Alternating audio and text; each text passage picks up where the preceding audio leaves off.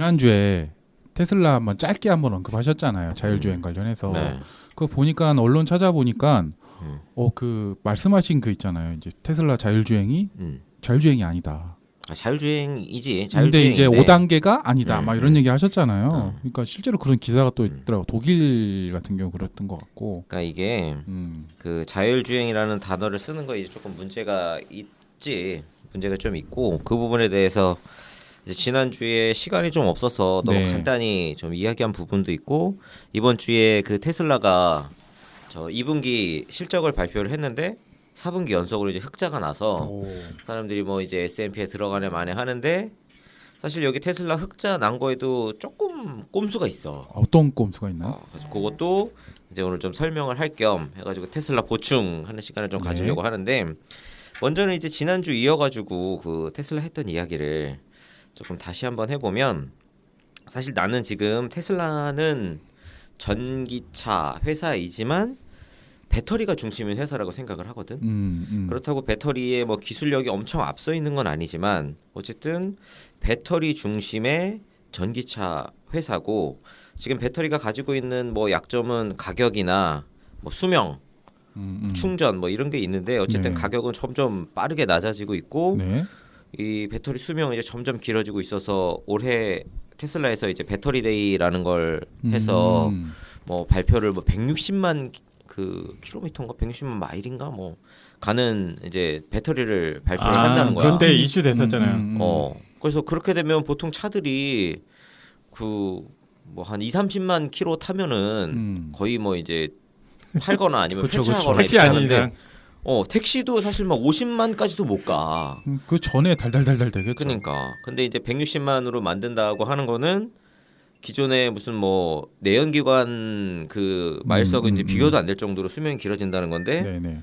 사실 이것도 진짜로 될지 안 될지는 몰라. 일론 머스크가 어쨌든 뻥을 너무 잘 치니까 어쨌든 말로는 이제 그게 나온다고 이렇게 이야기를 하고 있고 중국 회사하고 이제 같이 협업해가지고 한다 네. 이야기를 하고 있어서 배터리 회사로서의 강점은 어쨌든 계속 가지고 있는데 여기에도 또 한 가지 위험성이 존재를 하는 건 테슬라가 가지고 있는 배터리 기술이 최신의 기술이 아니야. 사실 지난 건가요, 그럼? 그치. 최신의 기술은 한국에 있는 뭐 그 LG화학이나 네. 삼성 SDI나 SK 쪽의 기술이 조금 더 낫다라고 시장에서 이야기를 하거든.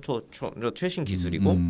근데 테슬라 같은 경우에는 살짝 이전 기술, 그러니까 뭐 파나소닉이나 중국 회사들하고 네네네. 합작을 하면서 굉장히 대량의 이제 배터리 생산 체계를 갖추고 있는데 이걸 통해서 저가의 배터리를 대량으로 공급한다라는 전략인데 지금 배터리가 워낙 빠르게 발전을 하고 있어서 그렇죠. 만약에 진짜 1, 2년 후에 완전 이제 새로운 차원의 배터리가 나오게 되면 진짜 이건 똥 되는 거거든. 그래서 이게 현재 배터리의 강점을 가지고 있고 대량 생산을 이제 막 체계를 갖춰가고 있지만 이게 잘 또 다른 리스크가 될 수도 있다라는 생각이 들고 또 지금 일론 머스크가 어쨌든 마케팅을 엄청 잘해가지고 그쵸. 테슬라 엄청 팔고 있단 말이야. 어쨌든 지금 이 테슬라의 전기차의 포인트는 내가 볼 때는 세 가지 정도라고 생각해. 네. 예쁜 거, 빠른 거, 오래 달릴 수 있는 거. 근데 이 세 개의 포인트도 사실 전기차 치고 예쁜 거고 근데 빠른 거는 물론 내연기관차보다 빠르니까 그거는 전기차들이 다 대부분 그렇죠. 아니야. 아니에요, 나도 그것도? 그럴 줄 알았는데 오. 의외로 테슬라의 이 모터 어떤 제어 그 소프트웨어 기술이 굉장히 좋더라고. 그래서 지금 테슬라 같은 경우에는 그냥 모델 3나 이런 거 같은 경우에도 제로백이 3초대 이게 나오는데 지금 저기 아우디나 그 BMW에서 나오는 차들은 3초 후반 4초 이렇게 넘어가더라고. 이 테슬라의 차가 지금 예뻐 보이지만 네. 기존에 이제 전기차가 너무 못 생겼었으니까 거기에 비해서 테슬라가 지금 그쵸, 예쁜 좀 늘씬하게 나왔죠, 테슬라께. 모형인 거지. 자동차 치고는 조금 이상하게 생겼어. 근데 결국은 껍데기잖아요. 근데 어떻게 보면. 아니 그 사람들은 껍데기 보고 사니까. 그렇긴 하죠. 그래서 지금 이 예쁘다 뭔가 새롭다 하는 느낌은 기존의 완성차들이 진짜 본격적으로 전기차를 쏟아내기 시작하면 계속 경쟁력을 유지할 수 있을까? 그거는 조금 의문이고. 테슬라 예쁘다니까 그 사이버 트럭 생각나요. 그건 좀 전화 안 했어. 근데 빠른 거는 나는 사실 이번에 아우디하고 뭐 BMW의 전기차가 나오면 바로 비슷한 정도의 급을 뽑아낼 줄 알았는데 지금 사실 가격은 9천만 원 거의 1억 가까이 되는데 성능은 모델 3만 못하더라고. 근데 아. 럭셔리 슈퍼카도 전기 모델을 내면 그것도 엄청나지 않나요? 타이칸은 엄청나지. 그러니까요. 포르쉐 타이칸 같은 경우에는 지금 테슬라 정도의 성능을 뽑아내는데 문제는 가격이 3배야. 그렇죠. 그거는 같은 비교를 하면 안 되지. 그렇죠. 아무래도 카테고리 자체가 다르니까. 아 걔네도 그건데 수작업 아니에요? 그렇지. 똑같은 걔네는 수작업. 그 수작업인데 조금 이렇게 질이 다른 수작업. 한 단계 그렇죠, 세 단계 그렇죠. 정도. 그 세 단계도 너무 기분 나빠하지 않을까 포르쉐가? 어쨌든 명품이니까.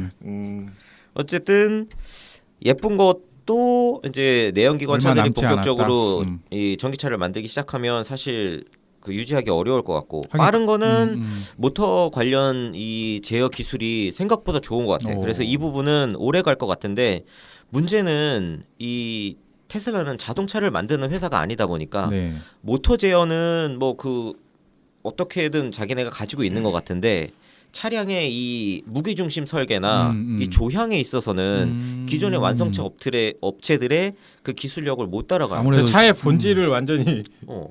본질의 기능을 못 한다는 얘기잖아요. 그렇게 따지고. 그렇지. 보면. 근데 사실 또 일반 사람들은 차를 막 이 한계까지 그렇죠. 아무래도 몰아치면서 그럴 일이 운전하지 없죠. 않거든. 그렇죠. 그래서 그 차이를 잘 몰라. 그래서 급가속을 하거나 급커브를 하거나 뭐 이런 때에만 그런 이제 뭐 무게중심 이런 문제가 나타나는데 그 일반인들은 사실 모르고 우리나라 잘할 것 같은데. 급발진? 그래 그럴 수도 있지.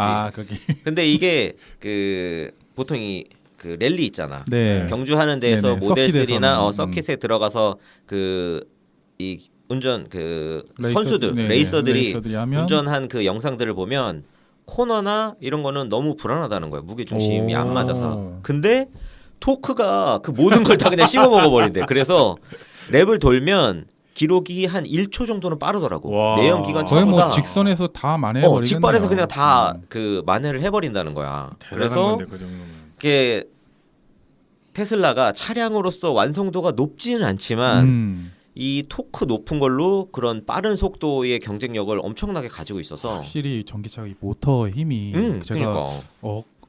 엊그제인가 이제 유튜브를 보다가 전기 버스 있잖아요. 한국 화이바 거기가 이제 거기 화이바가 그거잖아요. 화이바 만드는 애들인데 거기 이제 버스 만들던 애들이 분사를 해서 에디슨 모터스를 만들었는데 전기 버스를 서울시나 이런 데 납품을 해요. 근데 이 모터 토크가 람보르기니 2대 분량이더라고요. 토크만 보면. 버스는 진짜 그 정도를 해야 끌겠지. 무게가 워낙 무거우니까. 어쨌든 그래서 빠른 거는 그래도 생각보다 이 모터에 대한 경쟁력이 있어서 내연기관 차들은 엔진에 대한 경쟁력이 있는 거지 모터에 대한 경쟁력이 아니어서 이거는 그래도 생각보다 조금 더 갈 것 같긴 해. 근데 이제 오래 달릴 수 있는 거. 지금 아까도 처음에 이제 배터리 이야기하면서 얘기를 했지만 이 한 번 충전으로 오래가는 그 거리 이것도 문제지만 우리 이 스마트폰 사용하면 사실 2년 3년 쓰면 점점 배터리 효율이 떨어져서 나중에는 이제 배터리가 쓸 수 없는 지경까지 되는데 차량의 배터리도 사실 성분이 같으니까 같은 양상을 보일 가능성이 굉장히 높단 말이에요. 그렇죠. 근데 지금 사실 전기차에서 배터리가 차지하고 있는 가격이 많이 높으니까 이런 부분에 대해서도 사실 조금 부담이 될 수 있지. 타는 사람들 입장에서는. 어쨌든 지금 그 테슬라 같은 경우에 주행 거리가 막 400km 넘고 굉장히 길잖아. 그렇죠. 근데 사실 이게 테슬라가 막 엄청 효율적으로 배터리를 써서가 아니라 배터리를 많이 갖고 다녔어요.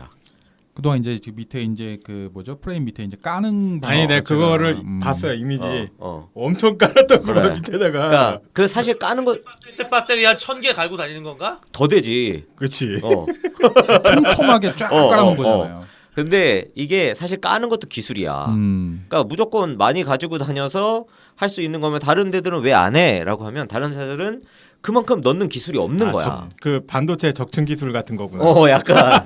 그 테슬라는 군장을 제대로 싸는 거지. 그렇지. 그래서 테슬라가 뭐 1000kW시 아니 100kW시 네네. 내외로 가지고 다니면 일반 지금 소형 전기차들은 그 절반 정도 50kW시 정도를 가지고 다닌다고 하고 근데 최근에 나오는 이제 아우디나 BMW 같은 경우에는 한 60에서 80 요 사이더라고. 근데 주행 거리는 비슷하거나 살짝 짧아. 그 이야기는 테슬라는 배터리를 많이 갖고 다니고 흥청망청 써 배터리를. 근데 효율이 이 기존의 내연기관 차들은 배터리를 최대한 적게 가져가면서 키로수를 늘리는 방식으로 계속 가고 있어서 지금 전기차가 본격적으로 나오기 시작하는 한 2023년 정도가 되면 지금 테슬라가 가지고 있는 주행거리 경쟁력이 굉장히 이제 경쟁력이 아닌 게 될 가능성이 나는 높다고 보거든. 그런데 지금 테슬라가 지금의 테슬라 차량을 대량 생산하는 체제를 막 갖추고 있고 중국에는 이제 작년 12월부터 그 테슬라 뭐 모델 3하고 모델 Y 생산을 하고 있고 지금 베를린에도 짓고 있고 네덜란드에도 짓고 있고 또 저기 뭐야 그 오스틴 옆에 거기에도 이제 새로 짓겠다라고 이야기를 하고 있어서 텍사스도 얘기 나오지 않았었나? 그러니까 이번에 그쵸. 그 옆에 이제 짓는다라고 나온 거고 근데 사실 테슬라는 차량을 만들던 제조 회사가 아닌데 그쵸. 지금 제조 회사로 변신을 하고 있거든. 그래서 사실 이게 굉장히 나는 리스크가 큰 부분이라고 생각을 하는 거야. 근데 이렇게 이야기를 하면 사람들은 테슬라는 제조도 하고 소프트웨어도 하고 전부 다 한다. 그래서 테슬라가 이제 뭐 지금 1000, 2000 거의 넘어서 4000, 5000까지 간다. 그리고 애플이 했던 것처럼 그 전화기 회사가 아닌데도 전화기로 이제 경쟁력을 가지게 된다. 이렇게 주장하는 사람들이 있는데 사실 애플은 전화기를 제조하는 업체가 아니야. 그렇죠. 전화기를 설계하고 이거 소프트웨어를 만들고 그 에코시스템 생태계를 구축하는 회사지. 그래서 나는 진짜 테슬라가 자동차를 만드는 회사가 아니라 모빌리티 서비스를 하는 회사가 되면 애플처럼 될 수 있다라고 봐. 근데 테슬라가 지금처럼 자동차 제조 회사가 되겠다라고 공장을 짓고 하면 나는 망할 가능성이 굉장히 높아질 거라고 보거든. 그래서 애플하고는 완전히 다르다. 그리고 애플은 전화기를 만든 게 아니야. 들고 다니는 컴퓨터를 만든 거지. 스마트폰인 거야. 그렇죠. 사실 지금도 그 삼성 전화기하고 애플 전화기 성능만 놓고 보면 삼성 전화기가 더 잘 터져. 특히 애플은 그 엘리베이터에서 안 터지거든. 근데 그 택배하는 아저씨들은 엘리베이터 안에서도 진짜 꺼지지 않고 안드로이드 쓴 아저씨들은 계속 통한단 말이야. 근데 애플은 무조건 끊어져. 그러니까 전화기의 성능에 있어서는 사실 지금도 경쟁력이 없어. 아이폰은. 하지만 전화기는 이제 부수적인 수단인 거고. 그 단말기로서. 그렇지.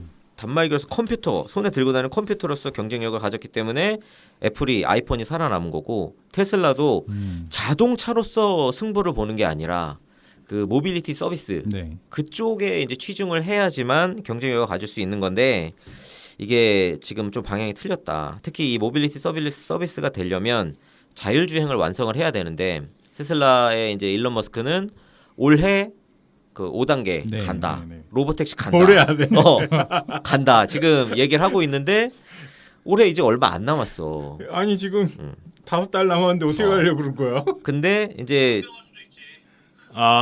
근데 이제 사와? 그 충격적인 그 이야기가 뭐냐면 테슬라의 자율주행 시스템은 신호등을 분간하기 시작한 게 올해 4월이야.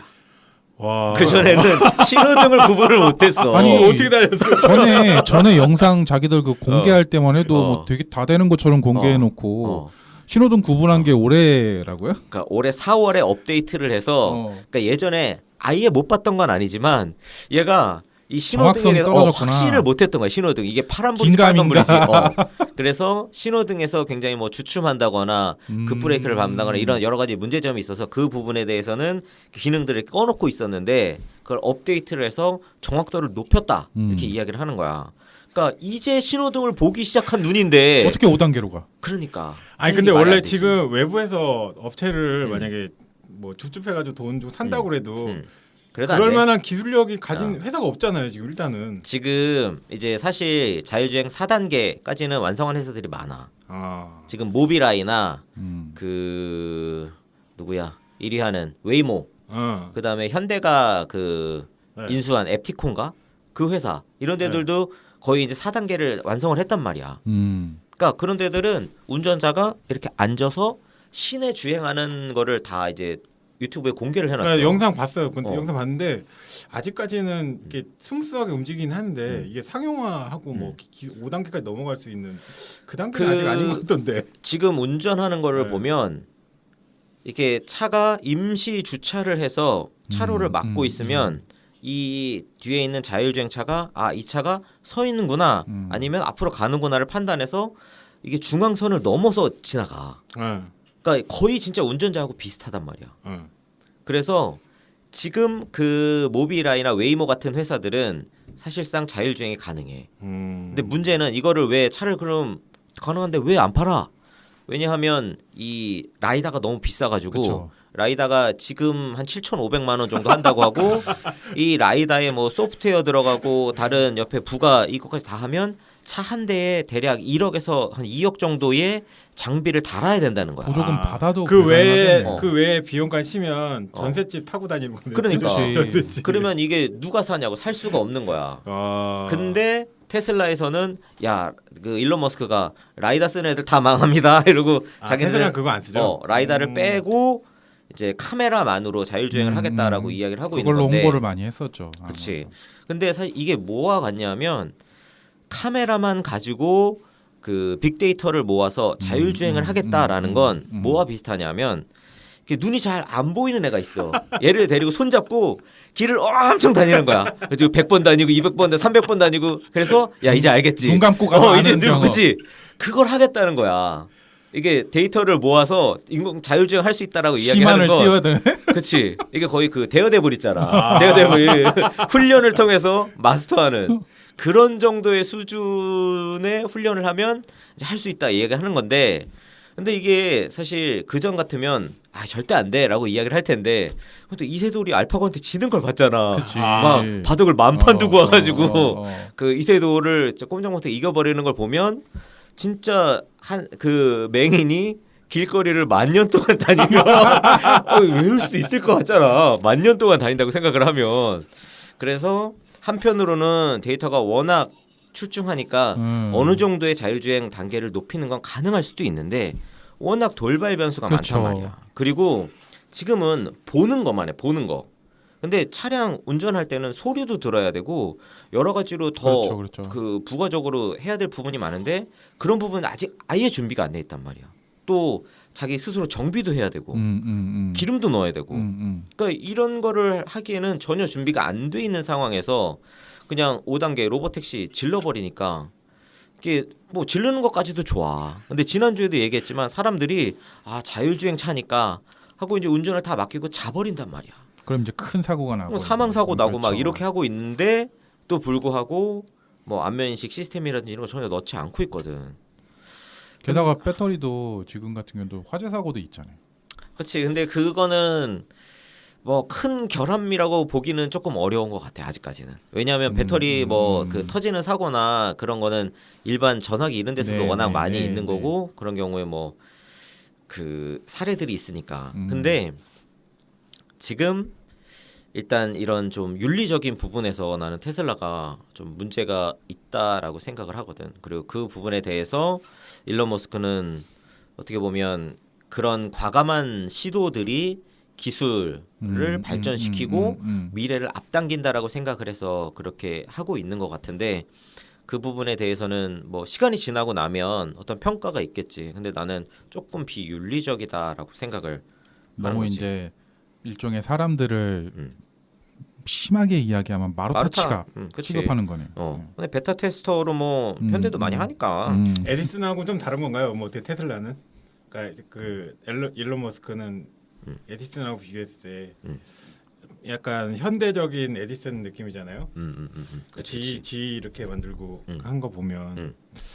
근데 에디슨도 처음에는 뭐 많은 실패를 겪으면서 이렇게 도전을 했는데 그럼 일론 머스크도 그렇게 바라봐야 되지 않을까? 그치 그런 상황인 거지. 그리고 예전에는 그 이런 어떤 가상 이런 게 없어서 그 실패를 진짜 많이 했는데 요새는 시뮬레이션으로 다 실패를 하니까 속도가 엄청 빠르고 정확도도 높고 지금 이 테슬라 그 타는 사람들 그 유튜브에 보면 그 설정이나 이런 게 전자 제품 같아. 자율주행 같은 경우에도 이 정도를 조정을 할 수 있어. 그래서 뭐 매드맥스 모드 매드맥스 뭐 이런 게 있고 그다음에 뭐 그 단계를 조금 줄여서 내가 더 이렇게 많이 하는. 그러니까 합리적인 소비자는 위험하지 않게 이걸 합리적으로 소비할 수 있는 여건이 준비가 되어 있는데 물론 그런 부분은 굉장하다고 봐. 왜냐하면 기존 차량에서 전혀 볼 수 없었던 그렇죠. 컨셉이니까. 근데 사실 너무 자극적으로 마케팅을 아, 해서 문제는. 사람들이 이제 맹신하게 만들고 과신하게 만들어서 이렇게 생명을 잃는 사고까지 이어지니까 이런 부분은 이제 좀 문제가 있다라고 생각을 하는 거고. 근데 뭐 어쨌든 나도 뭐 올 하반기부터 모델 Y가 나온다고 하는데 모델 Y가 나오면 타보고 싶어. 살 수 있으면 사고 싶고. 그래서 이게 뭐 테슬라가 뭐 1, 2년 내에 금방 폭삭 망한다. 그런 건 그렇게 아니죠. 보진 않아. 하지만 이게, 장기적으로 봤을 때는 애플처럼 되려면 컨셉을 이제 완전히 바꿔야 된다라는 거지. 지금 하는 방향성은 내가 볼 때 리스크가 너무 커서 자칫하면 이제 한 방에 훅 갈 가능성이 만약에 높다는 거지. 그 애플이 스티브 잡스가 음. 그 은퇴하고 나서도 지금 잘 나가고 있잖아요. 그 기존에 스티브 잡스가 했던 어떤 혁신이나 뭐 이런 네, 것들이 그런 걸 이어 나가고 있는데 만약에 일론 머스크가 자기가 회장직을 그만두고 나와서 했을 때도 그 안 될 테슬라- 것 같아. 아, 테슬라는. 테슬라 있고 일론 머스크 그치. 그런 느낌인 어, 거예요. 그러니까 그 일론 머스크가 사실 지금 테슬라가 가지고 있는 거는 한 30밖에 없는데 이거를 늘려서 지금 100으로 맞춰 놓은 거야. 그래서 일론 머스크가 빠지면 사실 이거는 그냥 쭉 뭐 크게는 50이나 아니면 30 정도까지 확 난 줄어버릴 거라고 보거든. 사실상 내가 혼자서 안 될까? 끌고 온 거네요. 그냥. 그렇지. 멱살 잡고 끌고 오듯이. 특히 이제 마케팅 판매를 다 한 거야. 지가 전 세계 다니면서 판 거야. 아 그래서 차량을. 그래서 그 차파리들이 없는 거구나. 그러니까 이번에도 사실 테슬라가 굉장히 그 성적이 좋았어. 매출도 2분기에만 60억 달러 정도 나왔고 그 순이익 같은 경우도 1억 달러 정도가 와. 나왔단 말이야. 근데 다른 차 회사들은 판매량이 다 마이너스야. 지금 2분기에. 근데 테슬라만 20% 증가했어. 그러니까 이게 어마어마한 거지. 사실 테슬라도 캘리포니아 그 공장 막 폐쇄되고 이렇게 네, 해가지고 되게 그 테슬라가 야 우리 그냥 공장 열 거야 어떻게 하거나 말거나 우리 출근해가지고 차 만든다 막 협박하고 해가지고 공장 그냥 열었단 말이야. 그 락다운 조치가 있는데도 어쨌든 그렇게 여차저차 해가지고 지금 상반기에 사실 가격도 인하를 했어. 기존의 가격보다. 그래서 사람들이 야 생산도 몇 주 쉬었고 가격도 떨어졌으니까 무조건 매출 줄고 이익 준다라고 했는데 웬걸 상하이에서 전기차 엄청 만들어가지고 엄청 팔았네 중국에. 그래가지고 중국에 지금 18만 대인가 어쨌든 상반기에 팔렸다고 하고 근데 중국에서만 판매되는 물량이 엄청나더라고. 중국에 지금 중국이 1위야 지금 모델 3가. 전기차를 몇만 대더라 하여튼 그 목표가 있어요. 그 목표에 같이 해가지고 이렇게 아마 그럴 거예요. 걔네 그 그때 환경 오염 심해졌을 때 아마 그때 세웠던 거죠. 네, 그 계획에 맞춰서 전기차를 하고 있는데 테슬라가 어느 정도 좀 득을 본 거죠. 어떻게 보면.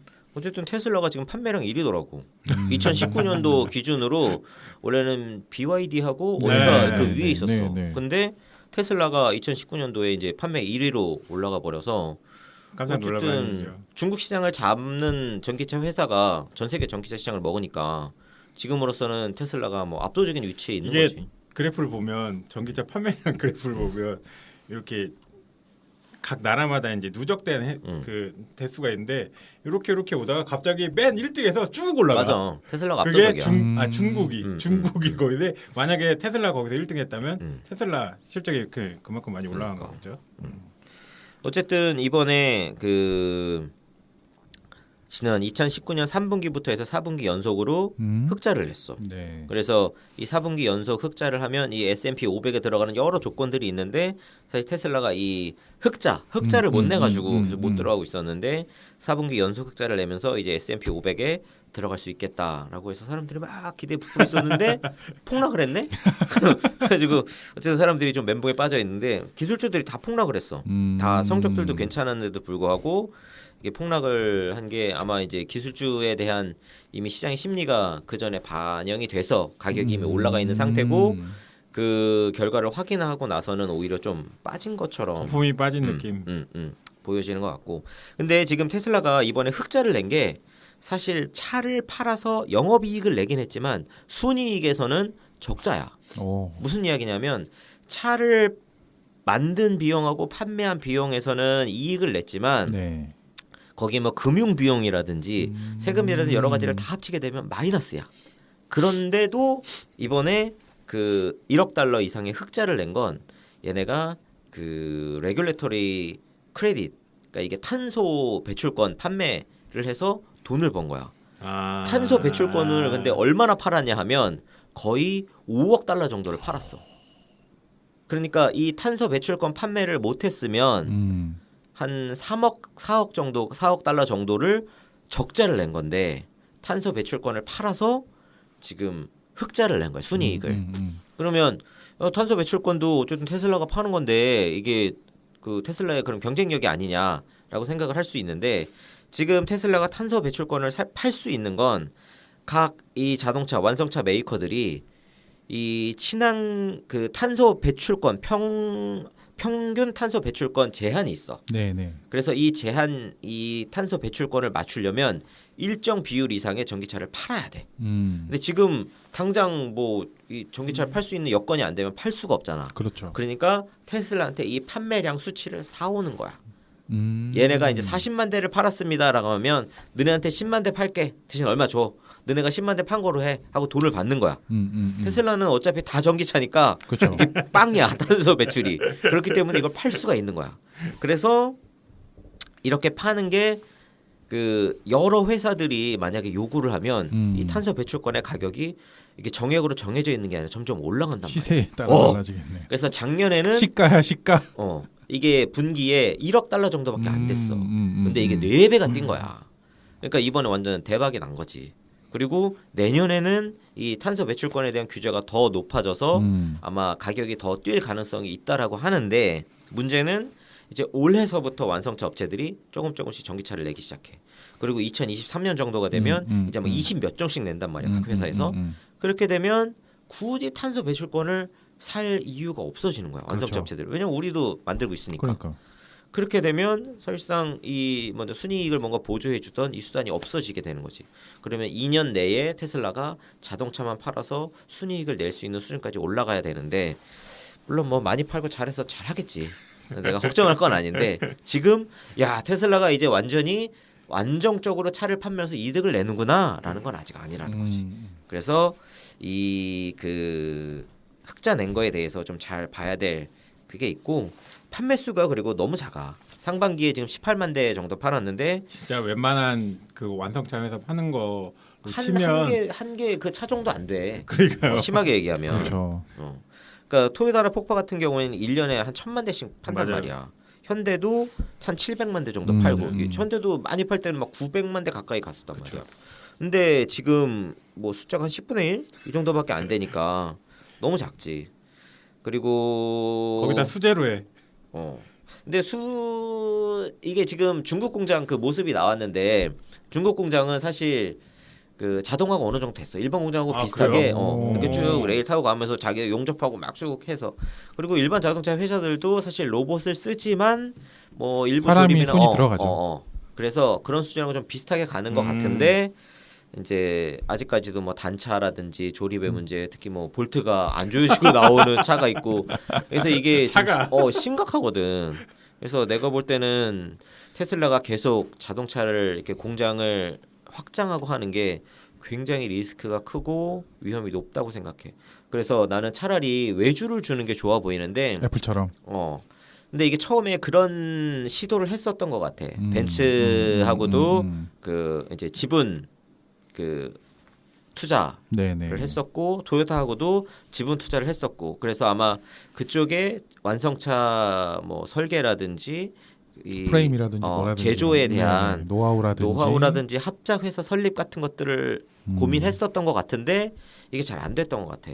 이게 그 일론 머스크가 성향 자체가 이렇게 하자, 이렇게 해, 이렇게 해야 돼. 이거 못해? 가, 내가 할게.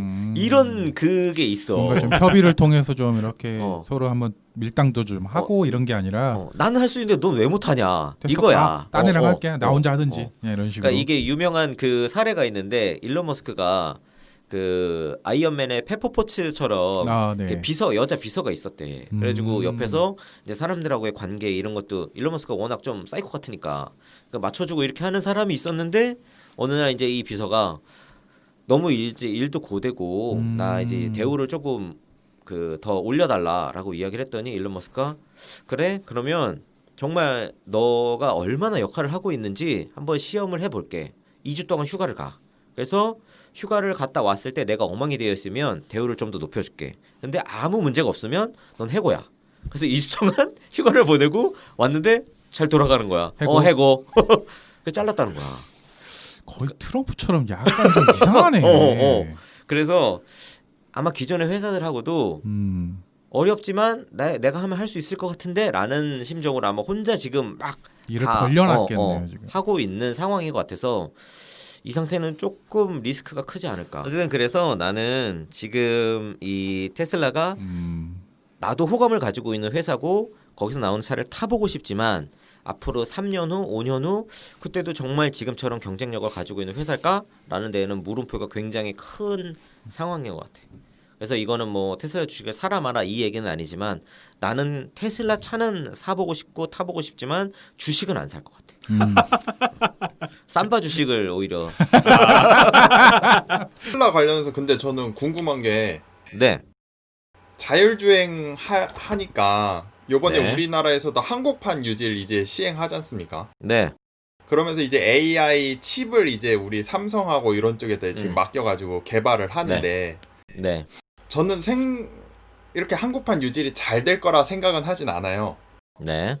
근데 우리나라가 확실히 반도체나 이쪽에 경쟁력이 강하고 네. 이 4차 산업혁명에서 인공 칩을 만든다는 게 굉장히 의미가 있다고는 생각을 해서 네. 왜냐면 이제 기존에는 그 모델링을 하고 알고리즘을 만들고 그거를 네. 슈퍼컴퓨터에다 넣어서 그 빅데이터를 분석해 가지고 특정한 어떤 계측할 수 있는 판단할 수 있는 논리를 만들어 가지고 그걸 이렇게 기계에 주입하는 약간 좀 이렇게 3단계로 크게 보면 했는데 네. 인공칩을 만들어서 우리 기계에 직접 이렇게 내장을 하게 되면 특히 자동차에 인공칩이 실리게 되면은 네. 이제 칩 스스로가 그 학습을 하는 학습을 해서. 거잖아요. 그 주행을 하는 사이에. 네. 그래서 네. 자동차를 많이 타는 사람의 실려 있는 칩일수록 더 러닝 효과가 좋아진다는 거죠. 네. 그래서 저는 오히려 배터리 이런 전기차 얘기를 할 때는 좀 더 인공칩에 대한 얘기도 다음에 저는 한번 제가 준비를 해서 와보면은 좋지 않을까. 그래요. 한번 하면 좋죠. 근데 이 자율주행에서 지금 가장 그 뭐라 그러지? 핵심으로 꼽히는 부분이 라이다거든요. 라이다. 네. 근데 이 라이다에 관련된 소프트웨어를 만드는 그 회사 중에 세계적으로 유명한 회사가 그 한국에 있는 회사래요. 서울 로보틱스라고. 아, 맞아요. 얼마 전에 뉴스 본 것 같습니다. 제가 거기 맞아요. 링크도 한번 공유했었는데 그런 회사들 그러니까 이 칩이라는 게 사실 칩은 연산하는 장치잖아요. 그렇죠. 근데 그 안에 들어가는 소프트웨어 그게 또 굉장히 중요한 것 같아요. 그래가지고 지금 뭐 엔비디아나 이런 데서는 사실 이제 칩을 만드는 거고, 근데 그 칩을 활용해서 이제 소프트웨어, 뭐 오피스나 이거 어도비 같은 그런 뭔가 역할을 하는 그런 소프트웨어를 만드는 게 이제 또 앞으로 관건인 것 같더라고요. 나중에 한번 특집해 주세요. 맞아요. 우리나라가 저는 그런 데에서 그래서 경쟁력이 있을 수 있을 것 같다는 생각이 들더라고요. 어찌됐건 하드웨어도 따라가줘야 소프트웨어의 그런 발전된 것들 그쵸, 구현을 그쵸, 할 그쵸. 수가 있어요.